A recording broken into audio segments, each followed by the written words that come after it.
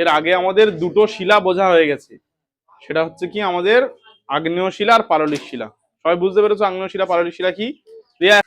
তাহলে আজকের আমরা যেটা পড়বো সেটা হচ্ছে রূপান্তরিত শিলা বলে একটা জিনিস রয়েছে, সেটা পড়বো।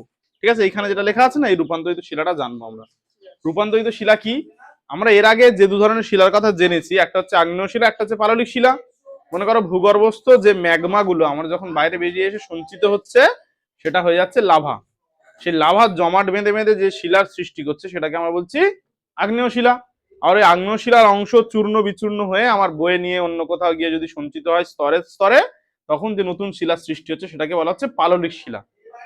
এইবার এই যে দুই ধরনের শিলা, এটা বিভিন্ন সময়ে, এই দুই ধরনের শিলা কি হচ্ছে বিভিন্ন সময় অনেক যুগ ধরে, সেটা হচ্ছে চাপে, ভূগর্ভের চাপে আর তাপে বা যে কোনো বহির্জাত প্রক্রিয়ার দ্বারা পরিবর্তিত হচ্ছে। তার যে প্রধান যে ভৌত ব্যাপার স্যাপার গুলো রয়েছে, মানে ভৌত আর রাসায়নিক যে ধর্ম রয়েছে তার, সেইগুলো পরিবর্তন হয়ে নতুন এক ধরনের শিলায় পরিণত হয়ে যাচ্ছে। বুঝতে পারছো সবাই? সেই যে নতুন শিলা তাকে বলা হচ্ছে রূপান্তরিত শিলা, একটা থেকে অপরটায় রূপান্তর হয়ে যাচ্ছে, পরিবর্তন হয়ে যাচ্ছে। মানে কি বললাম, আমার দু ধরনের শিলা, আগ্নেয় শিলা আর পাললিক শিলা, ভূগর্ভের চাপে হতে পারে, তাপে হতে পারে, না হলে কি হতে পারে আমার বিভিন্ন বহির্জাত শক্তির দ্বারাও হতে পারে। যখন তার ভৌত আর রাসায়নিক ধর্মটা পরিবর্তন হয়ে নতুন এক ধরনের শিলা সৃষ্টি হচ্ছে, সেটাকে আমরা কি বলছি? রূপান্তরিত শিলা বলছি। ক্লিয়ার হয়েছে সবাইয়ের? দু ধরনের যে আমার প্রধান শিলা রয়েছে আগ্নেয় আর পাললিক, সেখান থেকে পরিবর্তন হয়ে একটা নতুন শিলায় পরিণত, তার নাম হচ্ছে রূপান্তরিত শিলা। একদম রূপান্তরিত শিলার উদাহরণ হচ্ছে স্লেট। স্লেট কি থেকে তৈরি হয়? কাদা পাথর থেকে স্লেট তৈরি হয়, নিশ্চয়ই তোমরা সবাই জানো। তো সেই স্লেটটা কি হচ্ছে, ওটা কিভাবে তৈরি হয়? চাপের ফলে হচ্ছে রূপান্তরিত হয়ে স্লেট হয়। আর তাপের ফলে এক ধরনের হয়, সেটা হচ্ছে মার্বেল।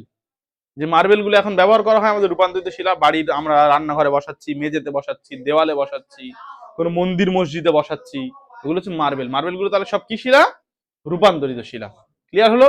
তাহলে এই যে রূপান্তরিত শিলা, এটা ওই দু ধরনের শিলার থেকে কম মজবুত হবে, যে আগ্নেয় শিলা বা পাললিক শিলার থেকে কম মজবুত হবে, একটা থেকে পরিবর্তন হয়ে এগুলো হচ্ছে, তাই না? ক্লিয়ার হলো? কি বললাম, কিছু ধরনের রূপান্তরিত শিলা আমাদের বইতে দেওয়া রয়েছে, টেক্সট বইতে তোমরা দেখতে পাবে। যেমন গ্রানাইট থেকে তৈরি হয়েছে নিস, রূপান্তরিত হয়ে হয়ে যাচ্ছে। ব্যাসল্ট পরবর্তীকালে রূপান্তরিত হয়ে হয়ে যাচ্ছে অ্যাম্ফিবোলাইট। বেলে পাথর রূপান্তরিত হয়েছে কোয়ার্টজাইট। চুনা পাথর পরিবর্তন হয়ে পরবর্তীকালে মার্বেল হয়ে যাচ্ছে। আচ্ছা, পিট কয়লা পরিবর্তন হয়ে অনেক সময় গ্রাফাইট হয়ে যাচ্ছে। সেল যেটা রয়েছে সেটা স্লেট হচ্ছে, পরবর্তীকালে আবার ওখান থেকে পরিবর্তন হয়ে ফিলাইট হচ্ছে, ফিলাইট থেকে আবার পরিবর্তন করে সিস্ট হচ্ছে। ক্লিয়ার হলো কি বললাম? তাহলে এই উদাহরণগুলো আমাদের মুখস্থ করতে হবে। এগুলো এগুলো সব মুখস্থ করলে এর থেকে প্রশ্ন পড়ে যে এই শিলা রূপান্তরিত হয়ে কি হয়। এরা শূন্য, এরা ওই এমসিকিউ দিয়ে দিল, বললো যে বেলে পাথর রূপান্তরিত হয়ে হয় বলে অপশন দিল, আমার দিল কোয়ার্টজাইট, অ্যাম্ফিবোলাইট, নিস আর মার্বেল। উত্তর হয়ে যাবে কোয়ার্টজাইট।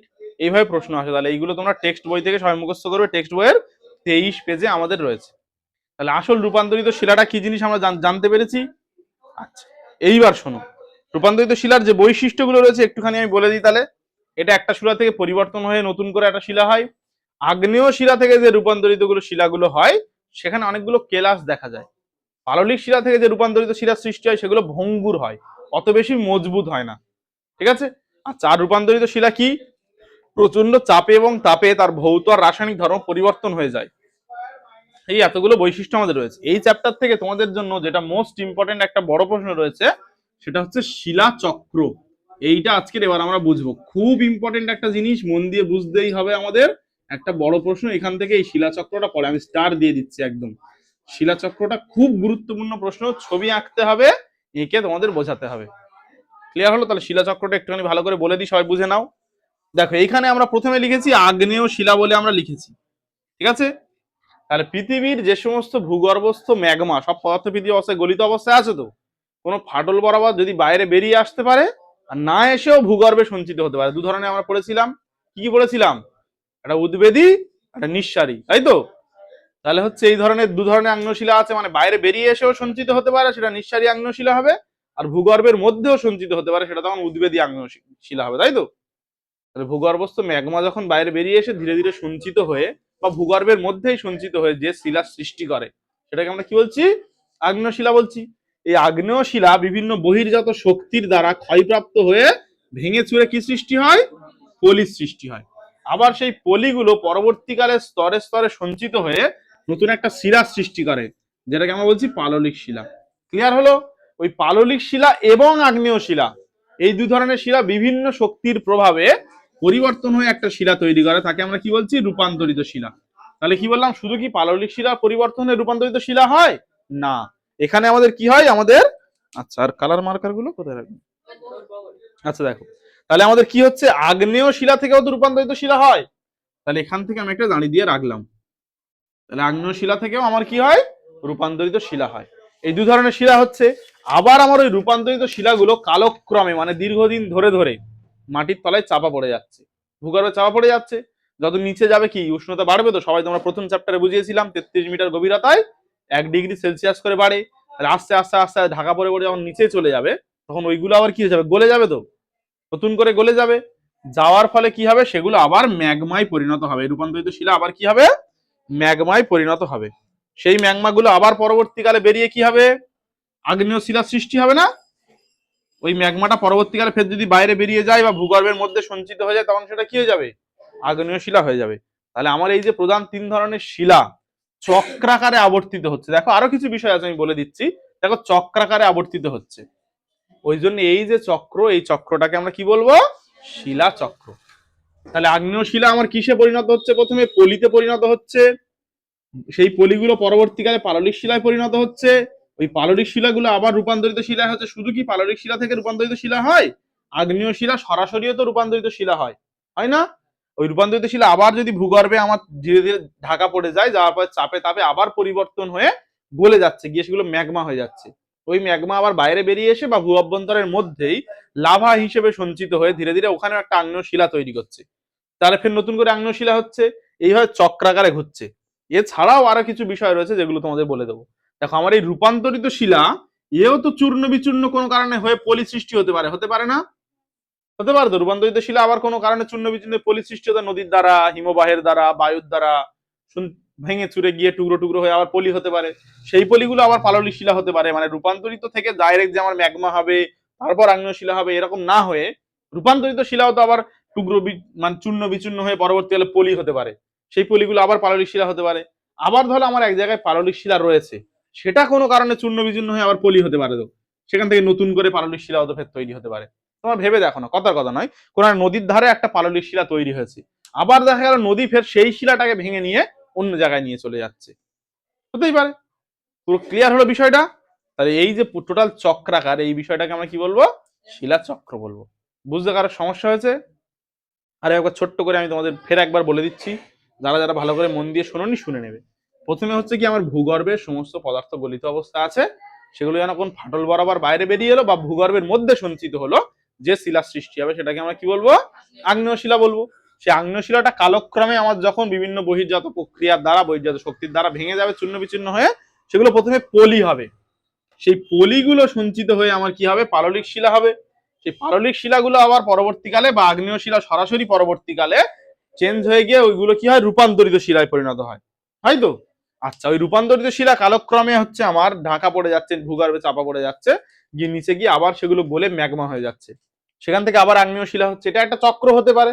আর একটা চক্র আমরা কি দেখানোর চেষ্টা করেছি, আমি ওখান থেকে যদি তুলে এখানে দেখাই, আমার রূপান্তরিত শিলা যেটা রয়েছে, সেই রূপান্তরিত শিলা তো পরবর্তীকালে আমার ভেঙে চুরে আবার হতেও পারে, পাললিক শিলা হতে পারে না? ডাইরেক্ট রূপান্তরিত শিলা চূর্ণ বিচূর্ণ পলি হতে পারে, তো সেই পলিগুলো আবার কি হতে পারে?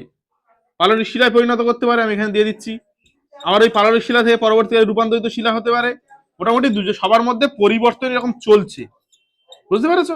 চক্রাকারে চলছে। তো দেখো এখানে ফের এই পাললিক শিলা পরবর্তীকালে আবার রূপান্তরিত শিলা হতে পারে। দেখো এটা একটা চক্র, অনেক রকম চক্র হতে পারে। একটা বড় চক্র আমরা দেখিয়েছি, অনেক রকম চক্র হতে পারে। আগ্নেয় শিলা রূপান্তরিত শিলায় পরিণত হচ্ছে।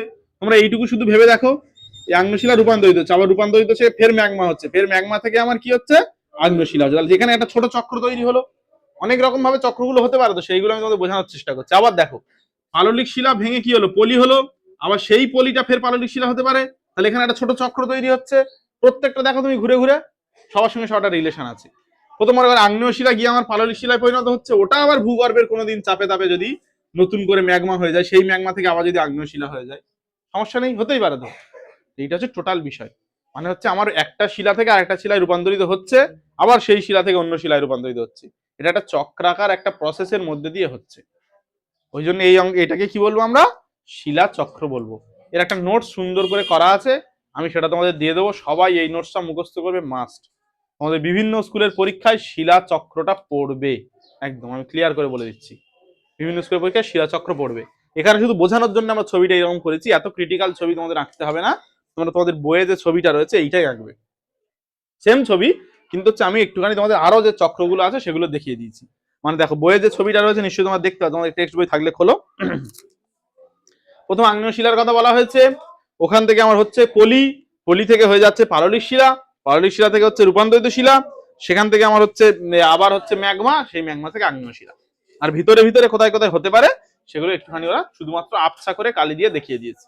এই ছবিটা আঁকলে এনাফ হয়ে যাবে, আর এটা তোমরা ভালো করে শুধু বুঝে নিলে, ঠিক আছে? এই চ্যাপ্টার থেকে এইগুলো করলে মোটামুটি আমার হয়ে যাবে, আর তেমন কিছু নেই। আচ্ছা, এবার হচ্ছে আরেকটা জিনিস আমি ছোট্ট করে বলে দেবো, দিলে আজকে তোমাদের মোটামুটি কাজ হয়ে যাবে।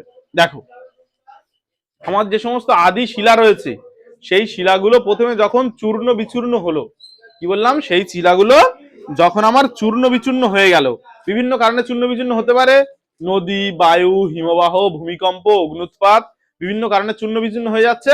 চূর্ণ বিচূর্ণ যে অংশ সেগুলোকে আমরা বলবো রেগোলিথ। কি বলবো? মাটি সৃষ্টির পর্যায়ে যদি আমরা আলোচনা করি, ভালো করে তোমরা একটু দেখে নাও, একটা শিলা প্রথমে চূর্ণ বিচূর্ণ হলো, হয়ে সেখান থেকে কি হবে, রেগোলিথ হবে। সেই রেগোলিথের সঙ্গে আমার প্রাণী দেহ, উদ্ভিদ হতে পারে, বিভিন্ন ধরনের তোমার জীবজন্তু হতে পারে, সবাই যাদের প্রাণ আছে বা জীব দেহের কথা আমি বলবো, তারা কি করে, তাদের সঙ্গে তাদের সেই অংশগুলো, পচা অংশগুলো মিশে যায়, সেগুলোকে হিউমাস বলে। যদি আমি এখানে লেখার চেষ্টা করি, এখানে আদি শিলা বলে আমি লিখলাম, কি লিখলাম, আদি শিলা। এই শিলা ভাঙাচোরা অংশগুলোকে আমরা কি বলছি, রেগোলিথ বলছি, ঠিক আছে? এই রেগোলিথের সঙ্গে আমার কি মিশছে, হিউমাস মিশছে, হিউমাস। এই পরের পর্যায়ে ধর আমি লিখে দিলাম regolith plus humus, regolith plus humus, humus মিশছে। হিউমাস মানে হচ্ছে তোমার প্রাণীদেহের পচা অংশ যেগুলো, সেগুলো হিউমাস মিশছে, তার থেকে আমার কি তৈরি হচ্ছে, মাটি তৈরি হচ্ছে। ক্লিয়ার হলো? কি বললাম, আমার আগ্নেয় শিলা, একটা পাললিক শিলা, একটা রূপান্তরিত শিলা, কোন শিলা আছে, সেই শিলাটা কোনো কারণবশত চূর্ণ বিচূর্ণ হচ্ছে, হওয়ার পরে তার সঙ্গে এসে সেই চূর্ণ বিচূর্ণ অংশটাকে আমরা কি বলছি, রেগোলিথ বলছি। এই রেগোলিথের সঙ্গে আমার জল, বায়ু, জৈব পদার্থ, তার সঙ্গে হচ্ছে যে ওই আমি বলে হিউমাসের কথা বললাম, ওই হিউমাস গুলো মিশে গিয়ে পরবর্তীকালে প্রসেস হয়ে যেটা তৈরি হচ্ছে সেটা হচ্ছে মাটি। ক্লিয়ার হলো সবার? মাটির মধ্যে থাকে তো নাইট্রোজেন, অক্সিজেন থাকে না, বায়ুগুলো মেশে তো, জলও মেশে। তাহলে এইখানে আমরা কি কি বলতে পারি, এই হিউমাস ছাড়াও, মানে জৈব পদার্থ ছাড়াও কি থাকে, জল থাকে, আবার বায়ুও থাকে, বায়ুর মধ্যে অনেকগুলো তোমার পদার্থ রয়েছে, সেগুলো থাকে, সবগুলো মিশে আমার শেষ পর্যায়ে কি হচ্ছে, মাটি সৃষ্টি হচ্ছে। এইটা নাগপুর অঞ্চল, এই ছোট নাগপুর মালভূমি অঞ্চলকে ভারতের খনিজ ভান্ডার বলা হয়, কারণ এইখানে হচ্ছে ভারতের খনিজ সম্পদের বেশিরভাগ অংশটা এখান থেকে পাওয়া যায়, ওই জন্য কি বলা হয়, ভারতের খনিজ ভান্ডার। এই প্রশ্নটা অনেক বছর এসেছে পরীক্ষায়, যে কোন অঞ্চলকে ভারতের খনিজ ভান্ডার বলে, তাহলে হবে ছোট নাগপুর অঞ্চলকে, ঠিক আছে? এই লেখো, প্রশ্ন লেখো একটা, হ্যাঁ প্রশ্ন লেখো, উত্তর লিখতে হবে না, প্রশ্নটা লিখে নাও। লেখো 5 নম্বরের প্রশ্ন, এটা লেখো, শিলা চক্রের বর্ণনা দাও, শিলা চক্রের বর্ণনা দাও। তো স্মার্ট স্টুডেন্টসরা, এই ক্লাসটা খুব মন দিয়ে করার জন্য সবাইকে অসংখ্য ধন্যবাদ। ভিডিওটা যদি তোমার ভালো লেগে থাকে অনেক অনেক বেশি করে শেয়ার করে দাও, লাইক করো, কমেন্ট করো, আর বন্ধু বান্ধবীদের মধ্যে বেশি বেশি করে আমাদের ভিডিও এবং চ্যানেলের লিঙ্কটা পাঠাতে হবে। কারণ কি, আমরা চাইছি স্মার্ট টিউটোরিয়াল হাব পরিবারটাকে অনেক অনেক বড় করার জন্য। তুমি এই পরিবারের অত্যন্ত একটা গুরুত্বপূর্ণ সদস্য, তোমারও কিন্তু দায়িত্ব আমাদের পরিবারটাকে সবার কাছে পৌঁছে দেওয়ার জন্য। সবাই ভালো থাকবে, সুস্থ থাকবে, নিজের খেয়াল রাখবে, আর পড়াশোনা করবে, ঠিক আছে? Thank you.